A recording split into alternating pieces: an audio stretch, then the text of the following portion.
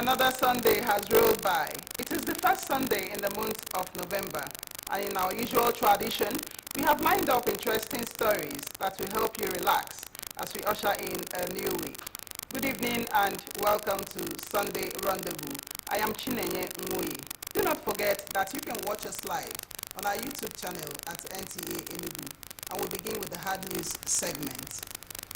The 82 Division Army Training School, saddled with the responsibility of training and retraining of soldiers within the division's area of responsibility, is presently running its fourth quarter basic battle course 6 of 2023 and will be conducting range classification exercise for the students from Tuesday 7th to Thursday 9th November 2023. A statement signed by the Acting Deputy Director, Army Public Relations, Colonel Jonah Onakalu, wants members of the public, especially residents of Obede, Ukehe, Umuoka, Afa, Ochima, and Onyoho communities, not to panic on sighting heavy movement of troops and equipment and hearing of gunshots on mentioned dates. Similarly, locals are advised to stay away from the range area throughout the exercise, as it will involve the use of live ammunition. The exercise is aimed at improving weapon proficiency and marksmanship skills of the students, as well as to ascertain the serviceability of weapons and practice the theory taught in class. In line with its mandate to keep fit, boost the mental and psychological well-being of members of the Nigerian Air Force in readiness to defend the territorial integrity of the nation, the Enugu Ground Training Command of the force has conducted its 2023 marathon exercise. Chidi Okurafo reports. The Nigerian Air Force Base, Enugu State. The exercise we are witnessing is an annual exercise of the force. It is aimed at keeping the body fit and strong. The 10-kilometer marathon exercise, which includes jogging and walking, took off from the Air Force Base, Emene, through Tinker's Corner to the Abakpa Junction, Enugu. According to the Air Officer commanding Ground Training Command, Air Vice Marshal Osman Abdullahi, the Nigerian Air Force 10-kilometer marathon is also a way of demonstrating their readiness in the fight against insurgency and other forms of criminality in the country. This is an exercise that is going around is taking place concurrently across all the Nigerian Air Force units in the country. So the purpose is to keep the men fit and to test our fitness. It is only when we are fit that we'll be able to carry out constitutional responsibilities. If we are not fit, we will not be able to do that, and that is the purpose of today's exercise. Despite the fact that before now everybody on individual exercises, but we all combine together and we set a date like this so that we'll be able to do it together. And as we've seen, you see some of our other security agencies are here with us as part of the inter-agency cooperation most of the time, so that we'll be able to meet all our needs in this program, we'll also be able to meet the cooperation. So that's how. Enugu State Commissioner of Police reacts. Honestly, if I had other place to say, this is a gymnasium, it's a physical gymnasium where we came together to exercise our physical and mental gymnastics. Honestly, if you ask me to say much more, I will say the sense of belonging among our sister agencies we came here to socialize. The Nigerian Air Force exercise involved different categories of participants. Winners were rewarded with prizes. It was attended by representatives of some security agencies. From the Nigerian Air Force Base, Emene Enugu, Chidi Okurafo, NTA News. With few days to the off-cycle governorship election in Imo State, the Inspector General of Police, Kayode Adeolu Ebetokun, has reassured the people of Imo State of adequate security for the successful conduct of the exercise. Loretta Arinze Igwim reports that the Inspector General of Police gave the reassurance at a stakeholders meeting in Owerri, the Imo State capital, ahead of the forthcoming governorship election in the state. Umuchi is a cattle market located at Low Panta in Umunochi local government area of Abia State has over the years been notorious for kidnapping and bandit attacks. A situation which has continued to instill panic in travelers plying that road axis.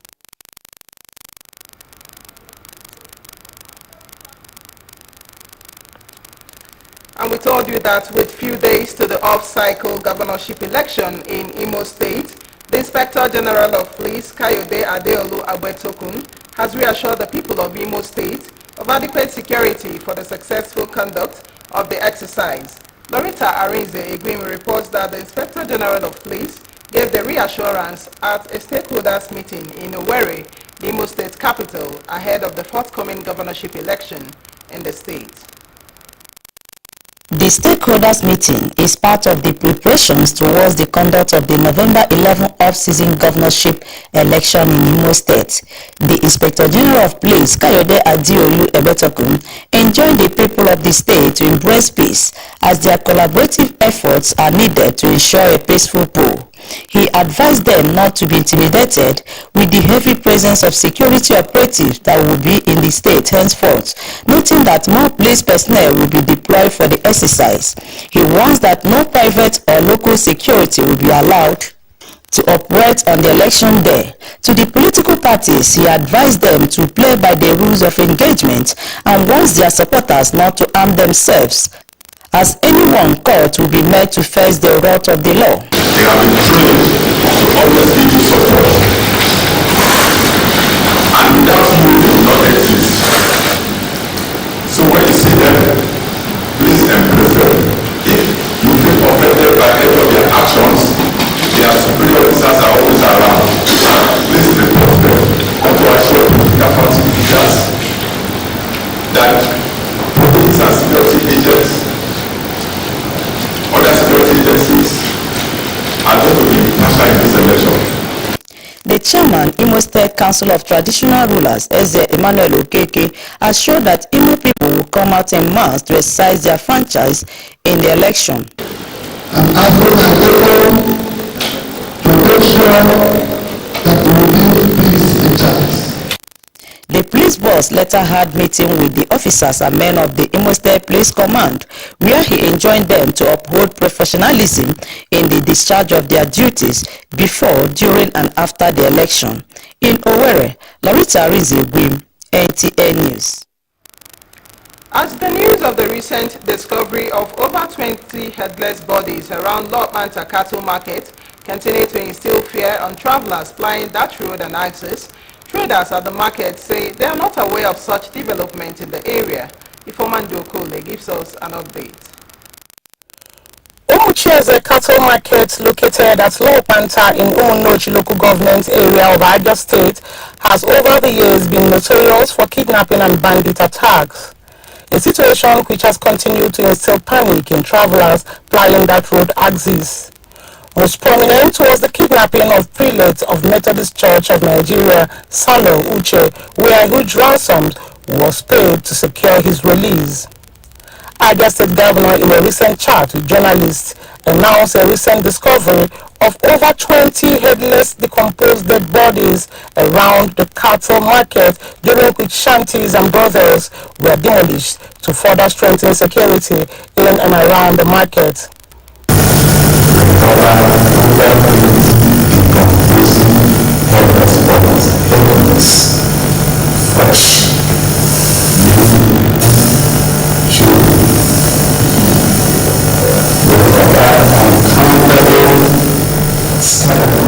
However, spokesperson of the cattle market, Buba Abdullahi, while reacting to the development, described the report as unverifiable, adding that the cattle traders were also victims of attacks by bandits at that axis. We are not just making noise, we are not just alleging that our people are being killed. This is something that is happening. And we have the videos.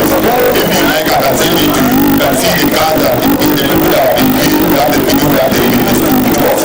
An APC chieftain in Abia State, Benjamin Apug, and others reacted to the development. Other people may come there and perpetuate it, but they are living there. Because if they don't live there, you won't see the dead body there. You won't see the headless people there, and so forth and so on. So, for the governor to have said it, they made a real findings. The security challenges, there is time in the day that is more dangerous. But thank God the time we passed is not that period. They said towards evening and late and early in the morning. That is when they said the security challenges is more bad there. Government's idea for the market, turning it to a daily market and all the rest of them, is a very welcome development. At least it will help people actually see the things that goes on around that area. Observers want the state government and traders in the cattle market to continue to dialogue to bring lasting solution to the problem. In Umuahia, Ifeoma Ndu-Okoli, NTA News. We'll take a break here. Sunday Rendezvous will be right back. This day.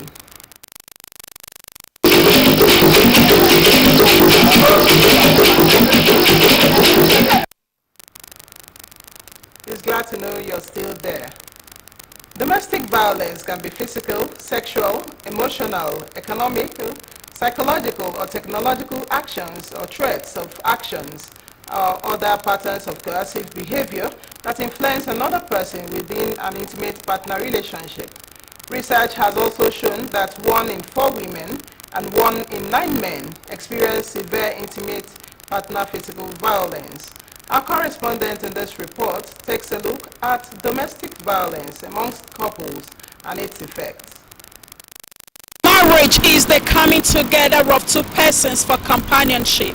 With this intention in mind, why then do domestic violence occur in some homes? Before one enters into marriage, there should be mutual understanding between the two parties, that is the man and the woman. And where we have lack of understanding, lack of maturity, then domestic violence may be the order of the day. When some men don't understand that women are not their subordinates, they are there to help them also achieve their goal and purpose in life.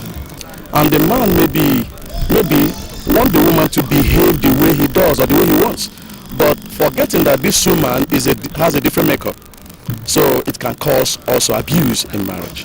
Domestic violence, respondents say, has become prevalent in many homes, and the worrisome aspect is the psychological impact on the victims and their children. One of the effects is the person will be disorganized, will be experiencing emotional trauma, and in fact will maybe off balance in all that he or she does. In future, those children will never forgive that man. They will not love the man. They will not, at old age, they will not be, taking care of the man. It will be as if, I don't know what your mother has given you, all this and that. On the place of religion in violence in marriages, some clergymen say God frowns at it.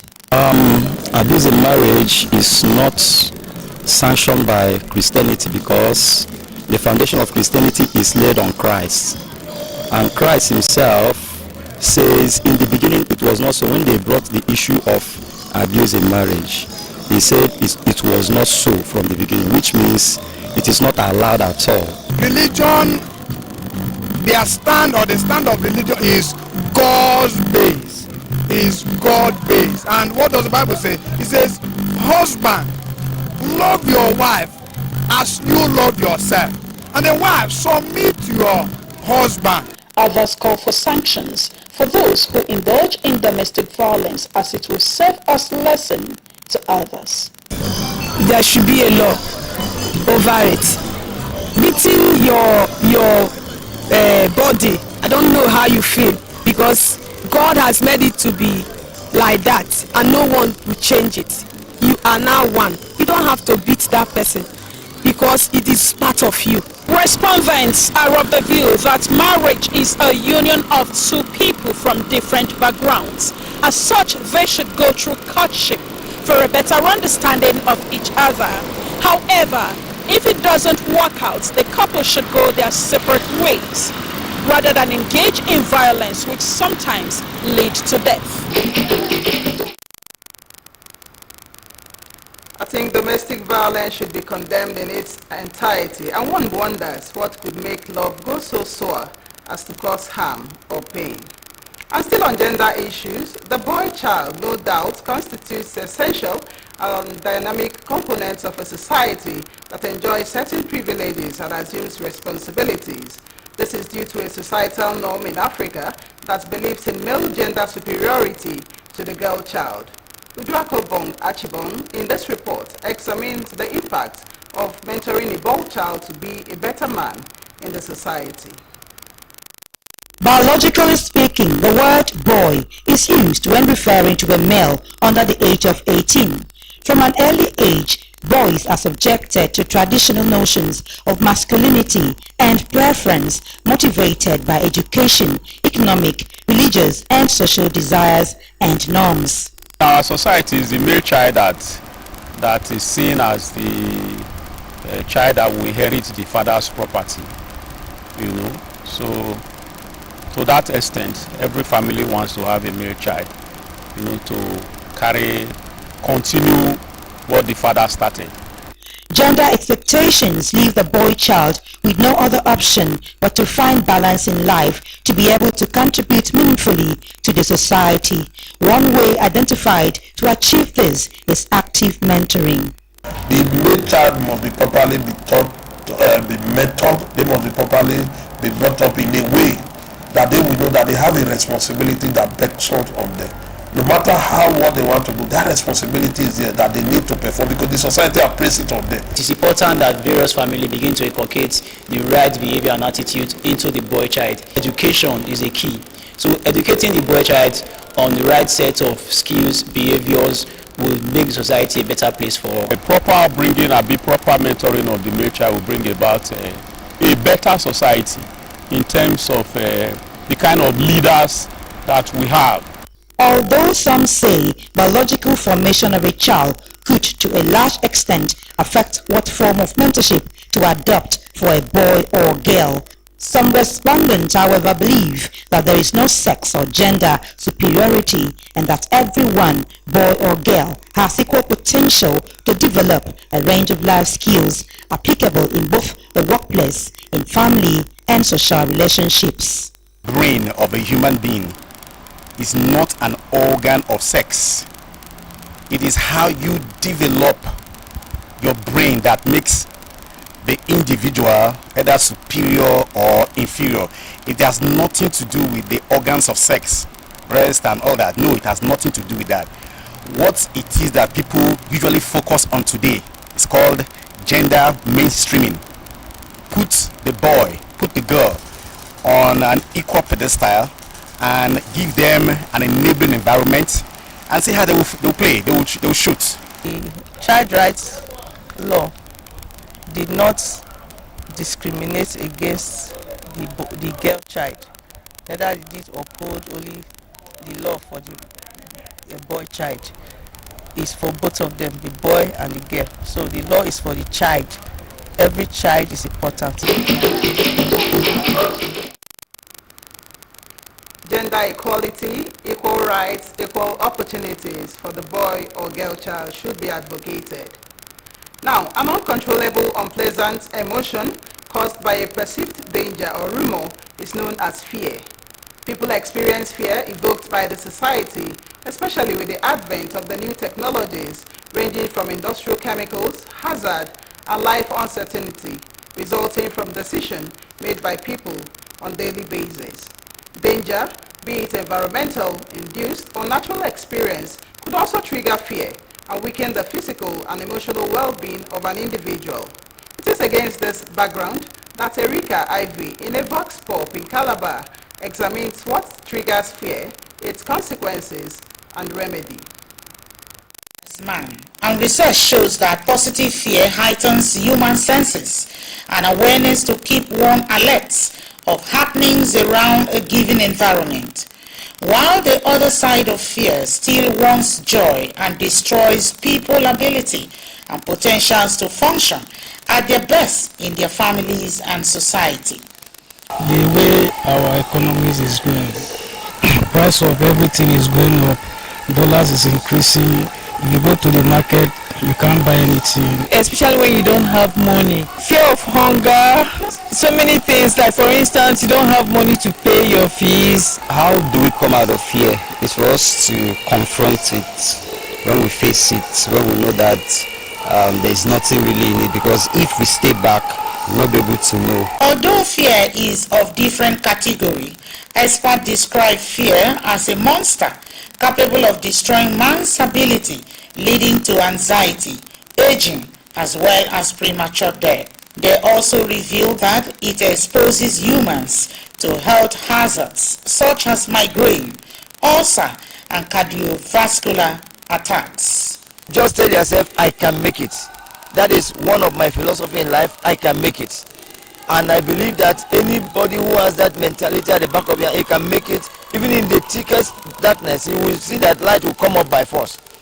So when you believe that there is darkness all around you, you will be encumbered with fear. So I want to encourage young people, don't look at the economy. Ecclesiastes 11 says, don't look at the weather and go to sow. Go ahead, plan what you are planting. You cannot tell what the future will tell. When you know your problem, surmounting it from coming out of the fear in you is knowing how to solve it. When you know your problem, you don't have to have any fear again. But when you don't know your problems, that's when you have fears in you. Respondents say fear is an enemy. Therefore, people should live within their means of income, avoiding unhealthy competition, while taking precautions against things that evoke fear. Fear of the unknown, you would say. Let's keep hope alive for a better tomorrow. It was yet another moment to celebrate a life of enviable achievements as family, friends, and well-wishers paid glowing tributes to late Ezinne Mesiliana Nnaji. Top dignitaries from all walks of life converged on Amugo Isioji, Apugo, in Nkanu West local government area of Enugu State to pay their last respects to the octogenarian. Chimaroke Ugu was there for Sunday Rendezvous.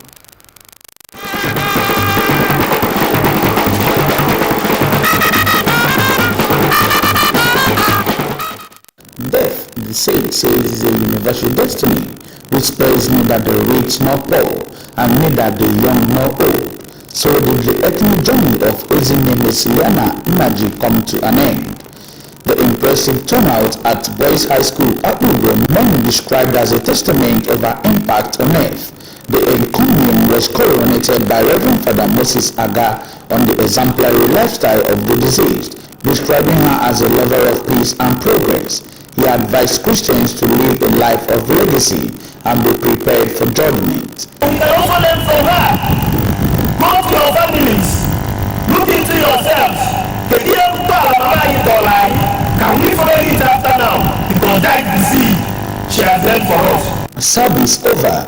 The deceased's body was lowered amidst dust-to-dust rituals in accordance with the Catholic tradition.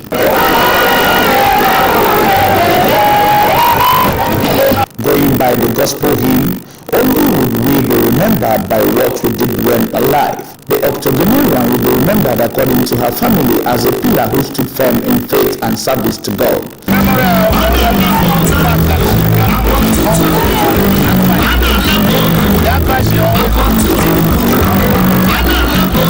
I miss my parents.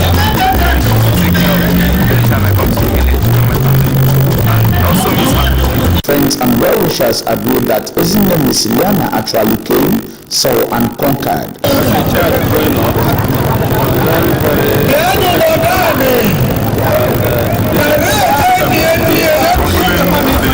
Family for the loss of their beloved and The only tribute they can pay to her memory is to ensure that all those sterling qualities she endeavored to perfect, patience, prayer as a mode of life, and generosity shall not be allowed to fade away. and everybody will eventually be bad and that's not the end of story. Aged 86, Ezinne Mesiliana Nnaji died on the 18th of August 2023.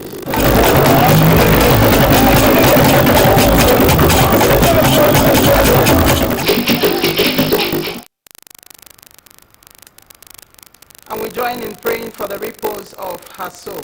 May her soul rest in peace. Amen. Our clock has gone 360 degrees for us here, so this is where we'll call it a day on this week's edition of Sunday Rendezvous. We thank you so much for being a part of it. On behalf of the production crew, I wish you a God-governed week ahead. Good night and God bless.